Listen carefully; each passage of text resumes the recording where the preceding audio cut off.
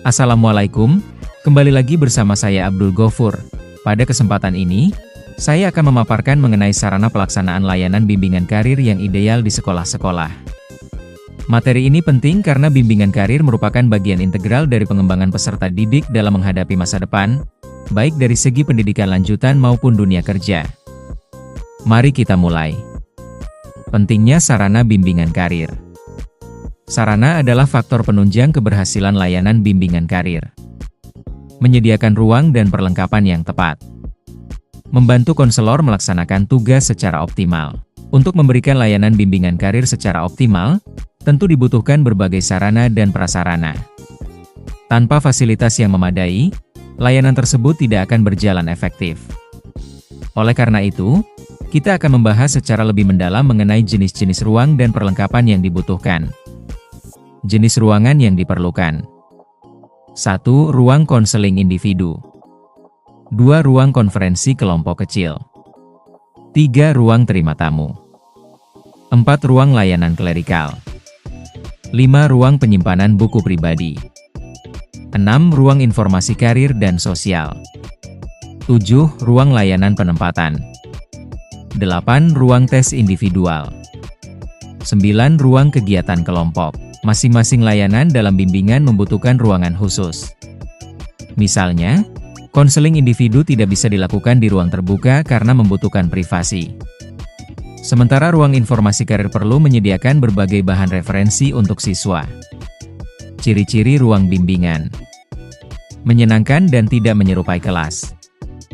Dinding berwarna lembut. Penataan rapi. Privasi dan ketenangan terjaga. Ruang bimbingan harus berbeda dengan ruang kelas biasa. Tujuannya agar siswa merasa nyaman dan aman untuk berbagi masalah pribadi.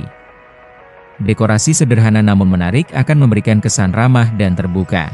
Alternatif jika tidak ada ruangan khusus. Gunakan ruang kelas gudang yang diadaptasi. Prioritaskan ruang walau sederhana. Tidak semua sekolah memiliki ruang bimbingan yang ideal. Namun bukan berarti layanan bimbingan tidak bisa dilaksanakan. Ruangan seadanya pun bisa dimanfaatkan dengan adaptasi yang tepat. Persyaratan minimal ruang bimbingan. Pencahayaan dan suhu yang baik. Ukuran minimal 2,75 x 3,35 meter. Bebas gangguan suara. Agar layanan bimbingan dapat berjalan baik, ada beberapa standar minimum. Ukuran ruangan yang layak, pencahayaan cukup, dan bebas dari kebisingan menjadi hal utama yang perlu diperhatikan. Ruang-ruang penunjang. 1. Ruang tamu, ruang tunggu. 2. Ruang konseling kelompok. 3. Ruang tes kelompok. 4. Ruang sumber informasi. 5. Ruang resepsionis. Selain ruang utama, ada juga ruang pendukung seperti ruang resepsionis dan ruang sumber informasi yang menunjang kelancaran layanan. Perlengkapan ruang bimbingan. Rak buku. Filing cabinet. Meja dan kursi. Kotak masalah. Papan jadwal dan media. Alat komunikasi, telepon, interkom, dan lain-lain. Ruang bimbingan bukan hanya sekadar tempat duduk dan meja. Diperlukan perlengkapan yang mendukung kegiatan penyimpanan data, media komunikasi, serta kenyamanan pengunjung dan konselor. Sarana teknik bimbingan. 1. Alat pengumpul data, tes dan non-tes. Macam alat tes, tes psikologis, PM, Wechsler, DAT, kemudian tes minat dan kepribadian. Macam alat non-tes berupa wawancara, observasi, angket, sosiometri. 2. Alat penyimpanan data seperti kartu data siswa, folder pribadi, booklet siswa, map data lengkap. 3. Perlengkapan teknis lainnya. Layanan bimbingan membutuhkan data tentang siswa. Untuk itu, diperlukan alat seperti tes psikologi, kuesioner, wawancara, dan lainnya. Data tersebut kemudian disimpan secara aman dan sistematis agar dapat digunakan sewaktu-waktu. Sarana tata laksana. Alat tulis kantor. Blanko surat. Buku agenda, ekspedisi, arsip. Agar kegiatan administrasi bimbingan berjalan lancar, dibutuhkan juga sarana tata laksana yang lengkap. Ini mencakup dokumen resmi dan peralatan kantor yang mendukung kegiatan sehari-hari layanan bimbingan.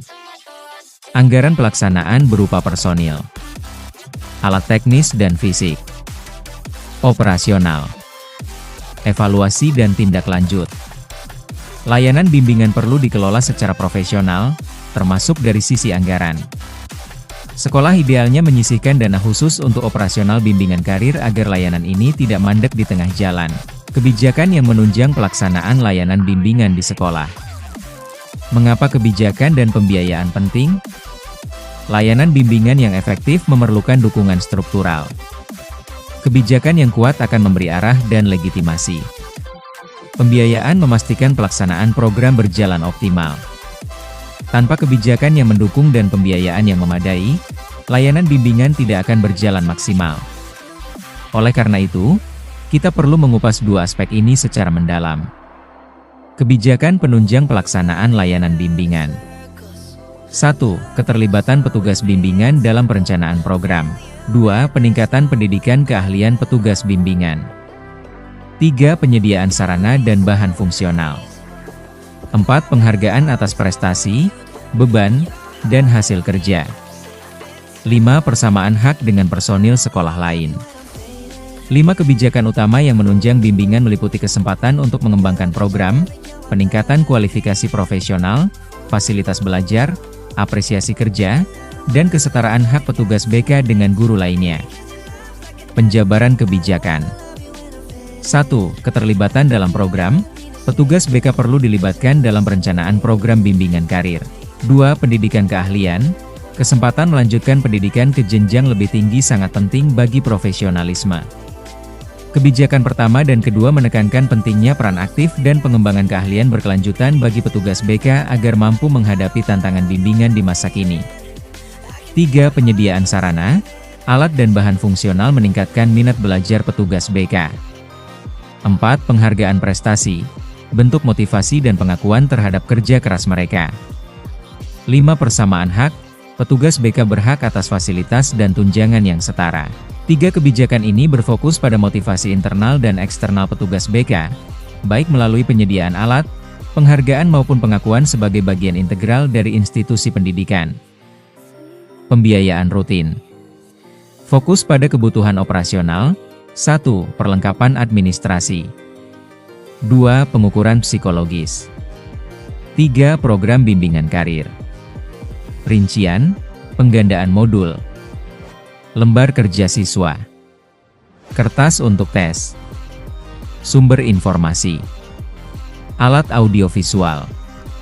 Pembiayaan rutin meliputi kebutuhan dasar operasional layanan, seperti penyediaan perlengkapan, materi, dan alat bantu yang bersifat jangka panjang. Pembayaran honorarium petugas. Kebijakan alternatif pembayaran. 1. Berdasarkan kehadiran petugas. 2. Berdasarkan jumlah siswa yang dilayani. Salah satu tantangan utama adalah penghitungan honorarium petugas bimbingan. 2 pendekatan bisa ditempuh, berdasarkan kehadiran atau jumlah siswa. Ini perlu dikaji dan disesuaikan dengan konteks lokal. Pembiayaan insidentil kerap diabaikan oleh pengambil kebijakan. Perlu perhatian lebih dalam anggaran sekolah. Contoh, kegiatan pelatihan, seminar, bimbingan karir intensif. Selain pembiayaan rutin, pembiayaan insidentil juga sangat penting. Sayangnya, jenis pembiayaan ini sering tidak diperhitungkan, padahal sangat menentukan dalam pelaksanaan program-program tertentu. Contoh dan ilustrasi ruang BK ideal. Jenis-jenis ruang, ruang kerja konseling individu, ruang tamu, ruang konseling kelompok, ruang data, ruang pustaka. Ruang lainnya sesuai kebutuhan. Kriterianya meliputi ukuran yang memadai, dilengkapi perabot, lingkungan sehat dan mudah diakses. Fasilitas fisik seperti ruang BK juga bagian dari kebijakan yang menunjang layanan. Ruang yang nyaman dan lengkap akan meningkatkan efektivitas layanan dan kenyamanan siswa. Kesimpulan, Sarana bimbingan karir meliputi ruang, perlengkapan, dan alat teknis. Kualitas layanan sangat bergantung pada kesiapan sarana. Sekolah perlu memprioritaskan penyediaan sarana ini. Kebijakan dan pembiayaan adalah fondasi keberhasilan layanan bimbingan. Diperlukan sinergi antara sekolah, pemerintah, dan masyarakat. Sebagai penutup, kita bisa simpulkan bahwa keberhasilan layanan bimbingan karir sangat ditentukan oleh sarana yang tersedia. Maka, pihak sekolah harus memberikan perhatian serius terhadap hal ini demi keberhasilan peserta didik. Dengan kebijakan yang mendukung dan pembiayaan yang memadai, layanan bimbingan di sekolah dapat berjalan optimal dan memberikan manfaat maksimal bagi peserta didik. Mari kita dorong penerapannya secara menyeluruh. Demikian materi dari saya Abdul Gofur. Semoga apa yang saya sampaikan dapat bermanfaat bagi kita semua.